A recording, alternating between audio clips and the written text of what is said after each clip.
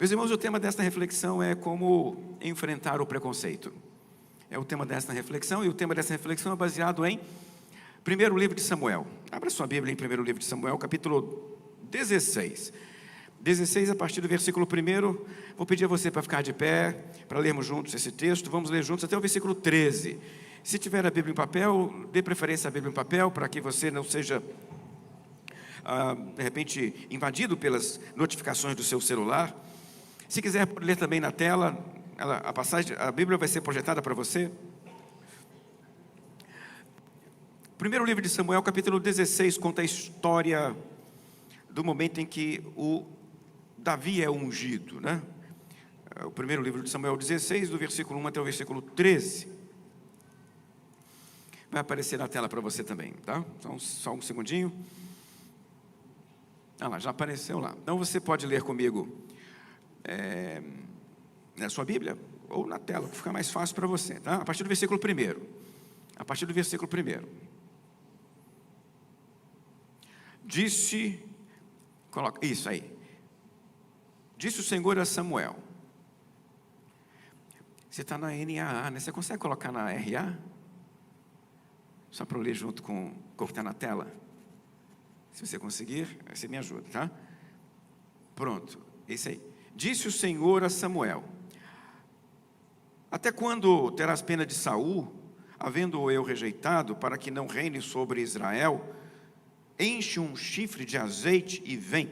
Enviar-te-ei a Jessé, o belemita, porque dentre os seus filhos me provide um rei. Disse Samuel: como irei eu?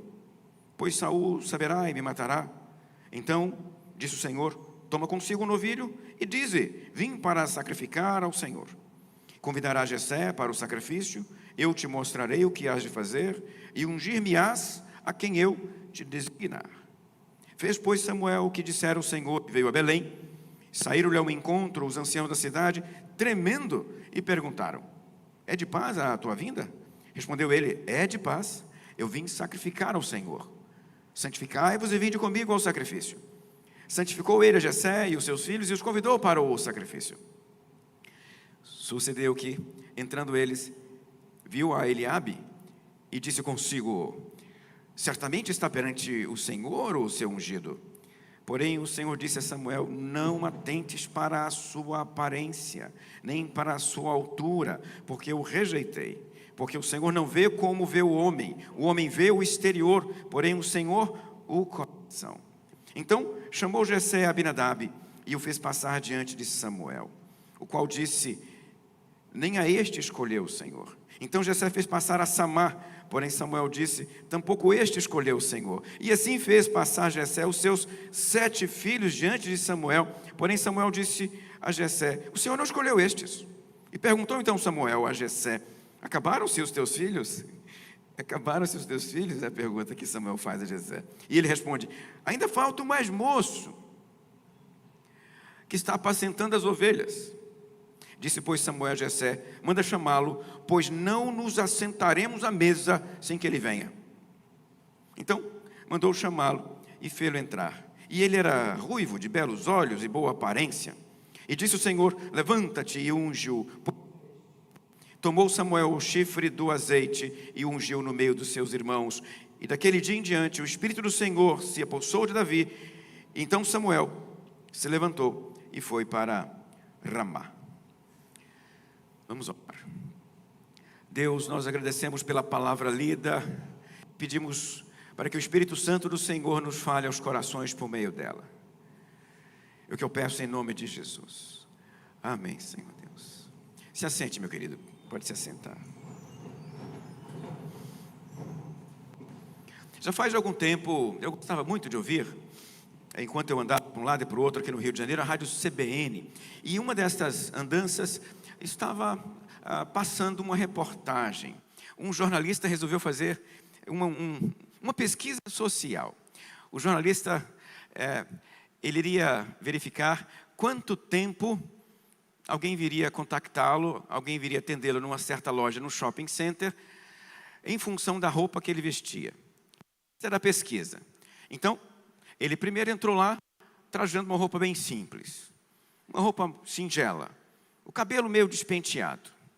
Entrou na loja assim, cabelo meio despenteado, roupa meio singela, uma camiseta meio surrada, uma calça também meio surrada, um sapatinho meio surrado. Entrou na loja e começou a contar o tempo. Quando ele pisou na loja, começou a contar. Está contando, está contando, está contando. E finalmente, depois de um certo tempo, alguém veio atendê-lo e perguntar o que o senhor deseja. Parar o cronômetro.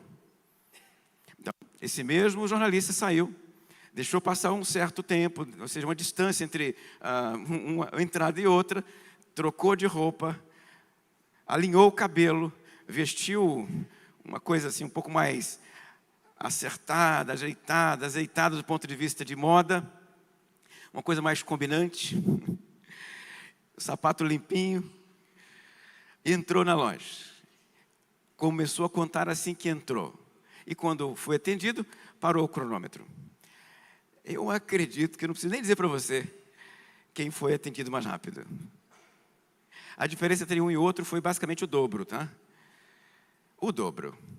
O sujeito que entrou com uma roupa mais desalinhada, ele precisou esperar o dobro de tempo do que o outro que estava com a roupa mais alinhadinha. Por quê? Porque você é atendido segundo a sua aparência. Você é tratado segundo a roupa que você veste, segundo o seu corte de cabelo, segundo a cor da sua pele, a cor dos seus olhos, a altura. Isso define como as pessoas te tratam. O nome disso é preconceito. É o nome desse negócio. É preconceito. Estamos cansados de ver isto acontecendo à nossa volta. É uma coisa combatida, criticada, fala-se disso o tempo todo, mas continua acontecendo, continua acontecendo, continua acontecendo. Então eu quero pensar com você sobre como enfrentar o tal do preconceito. E a primeira coisa que é preciso levar em conta na hora de enfrentar o tal do preconceito é vencer a ditadura da aparência. E é algo que você precisa lutar para vencer. A ditadura da aparência está entremeada em nós também. Nós que falamos contra o preconceito, também temos dentro de nós a tal ditadura da aparência. Temos, está lá dentro. Dá para dizer até que isso tem a ver com o Gênesis 3, porque é um traço que se desenvolve dentro de nós.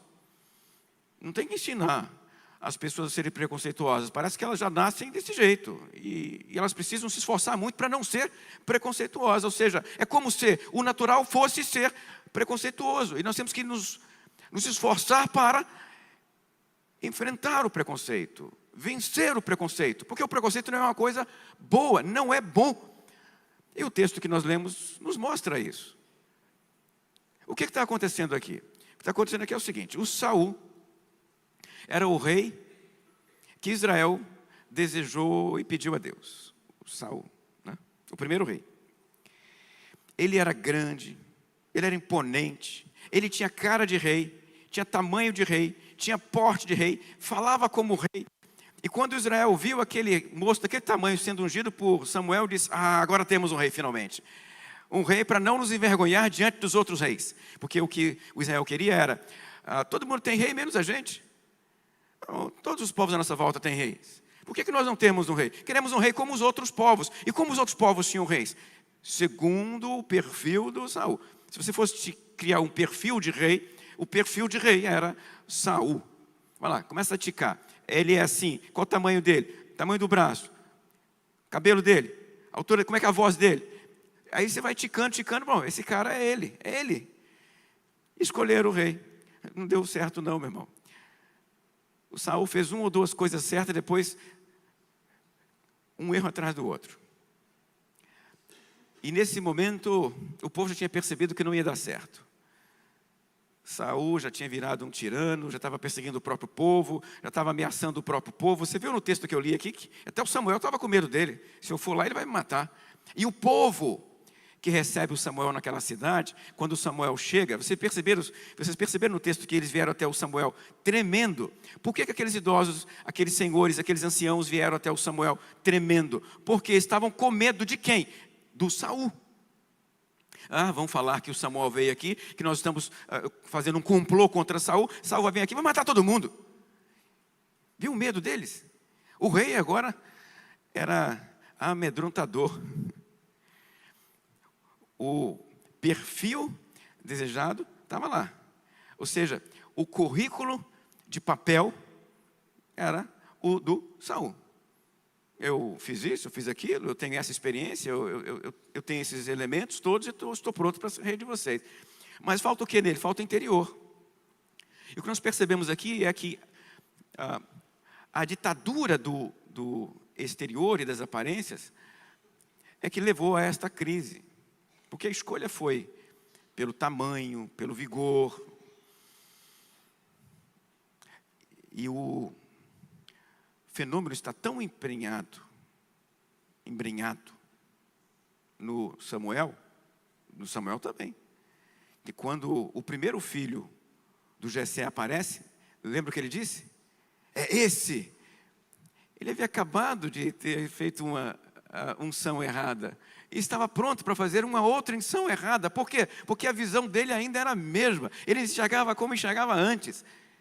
Não mudou a visão, não aprendeu que esse negócio de aparência é falho demais. A aparência não é um bom filtro, um bom elemento de análise.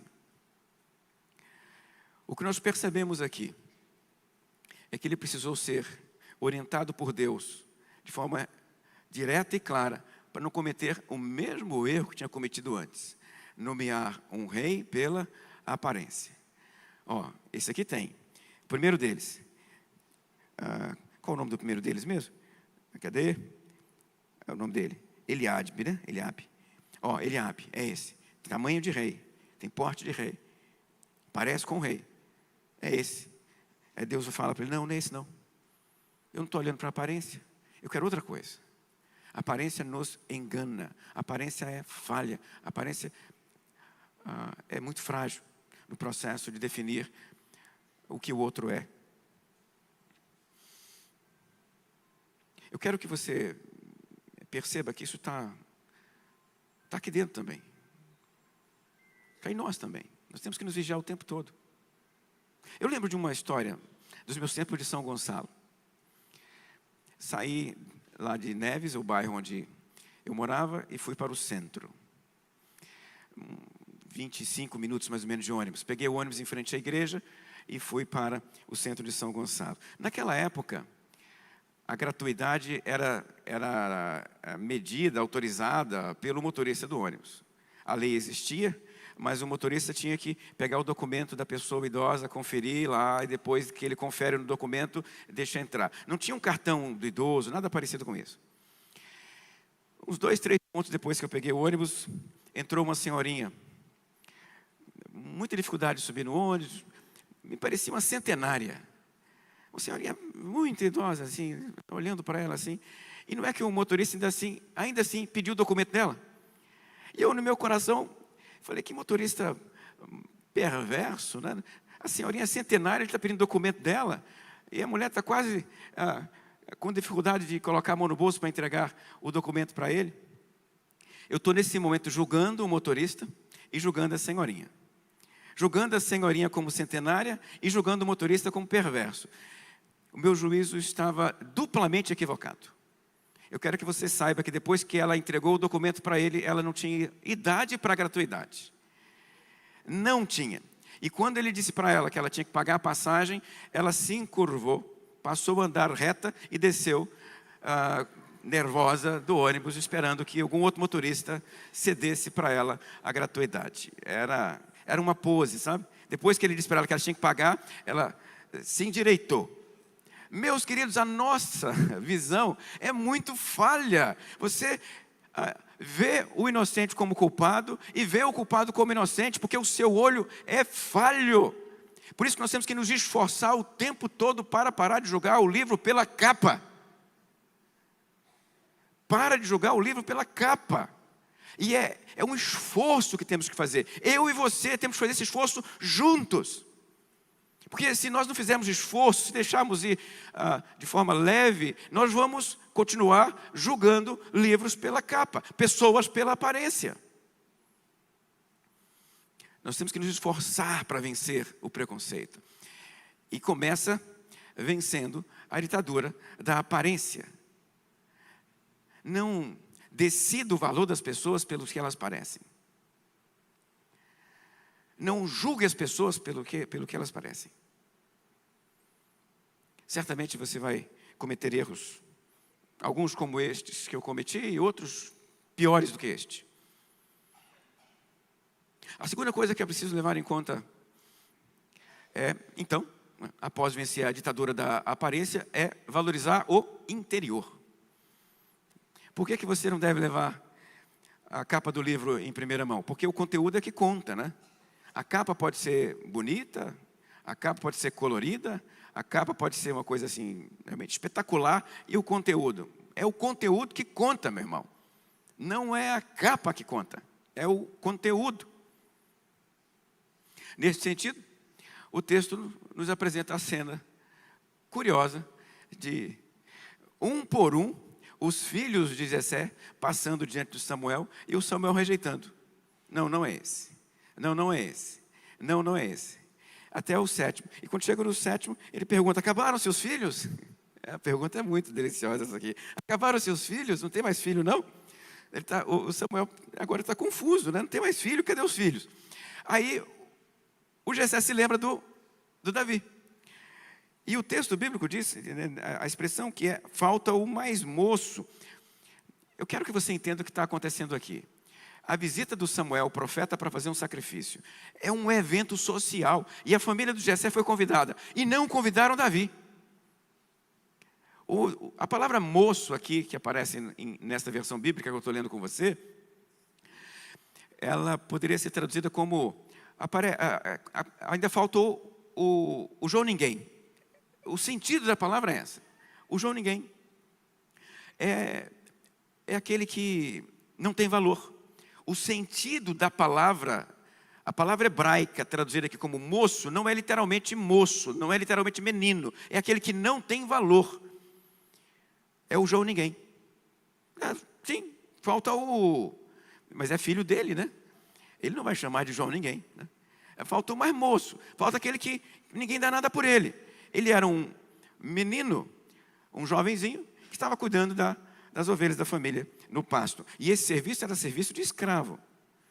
O que mostra para a gente que eles não davam nada por Davi. Nem a família dele dava alguma coisa por ele. Se a família do Davi não dava alguma coisa por ele, eu quero que você imagine o que o povo de Israel vai fazer. Quando o Samuel vai lá ungir o Davi. Você percebeu aqui? Nem a família do Davi valorizava o Davi. E ainda assim o Samuel vai e pega o óleo que está dentro do chifre e despeja na cabeça do Davi. E no momento em que ele despeja o óleo na cabeça do Davi, o Espírito Santo do Senhor, é o que diz o texto, se apossa dele. E no instante em que o Espírito Santo se apossa dele, versículo 14, eu não sei se os irmãos conseguem colocar para mim aí. Sara, coloca para mim o versículo 14, por favor. Assim que o Espírito Santo, então, entra em Davi, o 14 diz o quê? É o 16, 14, Sara. Coloca para mim o 14 na tela, olha lá. Se o versículo 13 diz que o Espírito Santo se apossou de Davi, o 14 diz que o Espírito Santo saiu de Saul. No mesmo momento, na mesma hora, naquele instante, o óleo cai na cabeça do Davi, o Espírito Santo se aposta de Davi, o Espírito Santo deixa o Saul. É Davi que vai ser, a partir desse momento, o ungido do Senhor para guiar o seu povo. O Senhor aqui está olhando o coração desse menino e entende que ele não tem porte de rei, não tem cara de rei, não se veste como rei, está cuidando de bicho no meio do mato, tem cheiro de bicho. Ele não está treinando junto com os outros soldados. Mas ainda assim, ele tem coração de rei. Deus está procurando coração de rei. Não a aparência de rei. Porque a aparência de rei não faz a obra. O que faz a obra é coração de rei. Você percebe a diferença entre uma coisa e outra, né? É por isso que você precisa valorizar o interior. Deus olha o coração, diz o texto bíblico. E aqui, meu querido, eu quero que você entenda. Coração não tem a ver com sentimentos na Bíblia hebraica. Na linguagem nossa aqui, comum, quando eu falo coração, você está pensando em sentimentos, pessoa emotiva. Não tem nada a ver com isso. No texto hebraico, as emoções não vêm do coração, as emoções vêm dos rins. Na Bíblia hebraica é isso. A pessoa emocionada, os rins estão, é isso. É do rim que vem a emoção na Bíblia hebraica. E o coração? O coração traz a decisão. O coração traz o caráter. O coração traz a mente dominada pelo Espírito Santo do Senhor. É isso que significa coração. Deus olha isso, meu querido. Não tem nada a ver com sentir coisas ou deixar de sentir coisas. Tem a ver com decidir, se comprometer a servir a Deus de forma apropriada. Isso é coração, é compromisso, é vontade. Em termos bíblicos, amor não é sentimento, amor é vontade. Olha então, Davi diante do altar, diante do Samuel, olha na cabeça e Deus falando, esse menino tem coração de rei, pode ungir. E ele foi ungido, porque Deus olha o interior, está. Acho que eu vou usar o outro microfone, tá?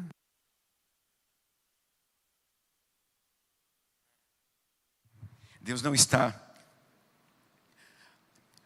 olhando a aparência. Ele valoriza a aparência. É claro, o corpo é o templo do Espírito Santo. A minha palavra aqui não é no sentido de você, bom, já que ele só olha o interior, eu vou ficar todo largado. A ideia não é essa, porque o seu corpo ainda é o templo do Espírito Santo. Mas o cuidado do corpo não pode passar à frente do cuidado do interior, do cuidado do caráter, do cuidado da vontade. Porque é isso que conta no final. É isso. Tá? Eu lembro de um caso aqui que eu queria compartilhar com vocês. Eu comecei a pastorear muito, muito cedo. Comecei a pastorear com 24 anos. Há 30 anos atrás. Você já pode decifrar a minha idade. Este ano, André, dia 17 de agosto, eu completo 30 anos de casamento, não, 30 anos de ministério. Casamento é mais, né, meu bem? Desculpa, tá? Casamento é mais. 30 anos de ministério, 17 de agosto. Vamos pensar em alguma coisa? Um culto de gratidão a Deus, 17 de agosto. 30 anos de ministério, meus irmãos. Eu comecei com 24 anos, cara de menino. Cara de menino. Não tinha um fio de cabelo aqui na cara. Sem barba nenhuma. Não nascia nada aqui. Né? Um cara de moleque. E pastorear desse jeito é difícil. É difícil. Difícil por quê? Porque as pessoas elas querem ver um certo perfil, né? Tá lá, os cabelos brancos, não sei o quê. E eu um cara de menino. Cara do meu filho Rafael. Só que sem a barba, com o Rafael agora está com barba, né? Meu primeiro ministério, em Ipatinga, né? Estava lá em Ipatinga, pastoreando. Numa certa tarde, estava no gabinete pastoral. Um pastor na cidade vizinha soube que a igreja estava com um novo pastor, a Igreja Batista do Bela Vista. E ele foi visitar a igreja para conhecer o novo pastor. Chegou lá uma tarde, o zelador estava limpando o pátio. Ele entrou no pátio e disse: eu quero falar com o pastor. O zelador disse: tudo bem, o pastor está ali, no gabinete ali, pode entrar no gabinete. E vai lá o moço no gabinete. Ele abriu a porta e me viu sentado na mesa no gabinete. Quando ele me viu, ele perguntou assim: o seu pai está? Foi a pergunta dele, Pedro Jorge. O seu pai está? Ele viu a cara, ele viu a face, ele viu a pele. Isso não define quem você é por dentro. Mas as pessoas te julgam assim. E esse juízo é equivocado, esse juízo é um juízo ruim, esse juízo é um juízo perverso, esse juízo maltrata, esse juízo violenta, esse juízo destrói os relacionamentos. Nós temos que ter cuidado, nós temos que lutar muito para vencer isso. Cada um de nós precisamos lutar muito. A luta é individual. Eu preciso lutar para vencer isso, você precisa lutar para vencer isso, para não tratar o outro segundo ele parece, porque o valor dele está lá dentro dele. Deus enxerga o valor, Deus olha e vê por dentro, você só olha e vê a caixa. E a caixa não define o brinquedo, não define o tamanho do presente. A palavra do Senhor diz que o reino de Deus é como um terreno que alguém foi lá, cavou e encontrou um tesouro enterrado. Você é esse terreno com um tesouro aí dentro. O mundo só vê a terra. Deus olha o tesouro. Deus vê o tesouro aí dentro. E a minha palavra para você nesse instante, então, é dupla, percebeu? Eu tanto quero que você lute contra o preconceito, quanto você que sente o preconceito, que sofre o preconceito, se sinta valorizado por Deus, porque Deus vê você por dentro. Deus valoriza quem você é, e não quem você parece. Ele valoriza você, Ele dá valor a você. Se as pessoas não dão, elas vão prestar satisfação a Ele, né? Pelo seu pecado, mas Ele dá valor, Ele valoriza você, Ele sabe quem é você de verdade. Não precisa de uma veste especial para aparecer alguma coisa diante do Senhor, porque Deus sabe exatamente quem é você, e Ele valoriza o tesouro que está aí enterrado neste coração. Eu quero que você se sinta então abraçado por Deus, você que sofre preconceito, abraçado por Deus nesse momento, tocado por Ele. Que o Espírito Santo fortaleça o seu interior, que o Espírito Santo console você, console. Você que sofre o preconceito, que você se sinta então exaltado por Deus, empoderado por Deus. É a palavra que eu tenho para você nesse momento. Vamos orar? Deus maravilhoso, nós pedimos a graça do Senhor sobre todos que estão aqui. Que o Senhor nos dê, nesse momento, o consolo do Espírito Santo. Aqueles que sentem o preconceito, ó Pai, estabeleça a alegria neste coração. Não permita que estas violências todas que esta pessoa sofre o derrubem. Mas, Pai, que a graça e o Espírito Santo levantem esse querido, exaltem ele. Que ele ande de cabeça erguida, sabendo o valor real dele diante do Senhor. Clamo também, Pai Santo, por nós, por mim, para que tenhamos sabedoria no trato. Que o Senhor nos ajude, Senhor Deus, a olhar para as pessoas e tratá-las pelo que elas são de verdade, não pelas aparências delas. Nos ajude, Senhor Deus, a evitar, a lutar, a derrotar, Senhor Deus, o preconceito. Dentro de nós, Pai, cure nossos corações preconceituosos, nossas mentes preconceituosas. Limpe, Pai. Restabeleça, Senhor Deus, dentro de nós um juízo sadio em nossas relações. É a minha oração nesse instante, em nome de Jesus. Amém, Senhor.